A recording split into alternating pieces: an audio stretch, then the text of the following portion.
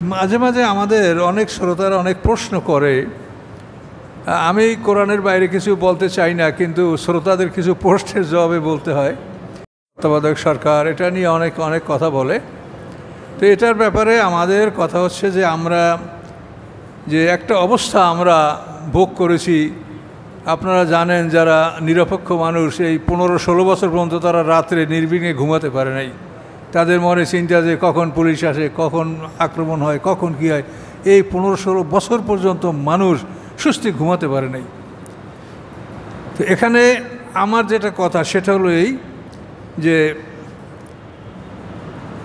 আপনার যদি heart attack করলে আপনি যদি দ্রুত চিকিৎসা করতে না পারেন তাহলে তো আপনার মৌত অনিবার্য।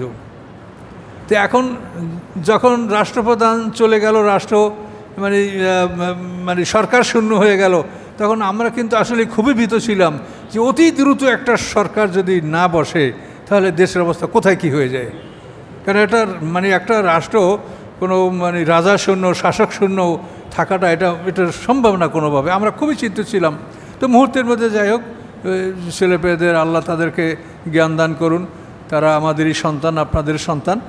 ওরা যেটা করেছে এটা করেছে। কিন্তু আমি আপনাদেরকে যেটা বলতে সেটা হলো এই যে রুগী যদি হার্ট অ্যাটাক করে তো তাকে বাঁচানোর জন্য আপনারা ডাক্তার খুঁজে যেয়ে যদি বলেন নামাজি ডাক্তারকে, মুসলমান ডাক্তারকে, তাহলে কি রুগী আপনার বাঁচবে? আপনাদের তো মরে যাবে। তাহলে আমাদের যে অবস্থা, যেটা হার্ট অ্যাটাক, দেশের হার্ট, হৃৎপিণ্ড হলো ব্যাংক যদি না থাকে তাহলে দেশ শেষ। তাহলে আমাদের দেশের হার্ট অ্যাটাক করছে। কারণ এই সময় কি আপনি নামাজি ডাক্তার আর ডাক্তার হিন্দু নামাজি এটা খোঁজ করার সময় আছে আপনার? কাজে এখন যে ডাক্তার পান তার দ্বারা চিকিৎসা নেন, এবং এই ডাক্তার ভালো, অসুবিধা না আন্তর্জাতিকভাবে। তার কারণ বিভিন্ন দিক আপনি চিন্তা করবেন। ভারতকে আমরা সবসময় বলি আমরা প্রতিবেশী দেশ, বন্ধু থাকবে, আমরা এখনও বলি যে তারা আমাদের বন্ধু থাকবে, কিন্তু তারা সবসময় তাদের স্বার্থের জন্য যা কিছু করা দরকার তাই তারা করে যাচ্ছে। সমস্ত জনগণ ধ্বংস হোক, তাদের স্বার্থ যেখানে উদ্ধার হবে সেইটার প্রতি তারা লেগে আছে। এবং সারা বিশ্বে তারা এখন কিন্তু একটা সমালোচনার মধ্যে পড়েছে। তারা যত মিথ্যা প্রচার, প্রপাগান্ডা এমনভাবে শুরু করেছিল যাতে আমাদের দেশের জনগণের মনোবল হারিয়ে যায়, যে এত বড় একটা শক্তি আমাদের বুদ্ধি। কিন্তু আল্লাহ তাআলা আমাদের জনগণের মনোবল আল্লাহ টিকিয়ে রেখেছেন, যার ফলে ইনশাল্লাহ তারাই হটে যাবে এবং পৃথক দূরে সরবে, এটা ঠিক। তাহলে আমার কথাটা আপনারা বুঝতে পারছেন কি না, যে হার্ট অ্যাটাক রুগী, একে চিকিৎসা করার জন্য আপনারা নামাজি ডাক্তার খুঁজলে রুগী মারা যাবে।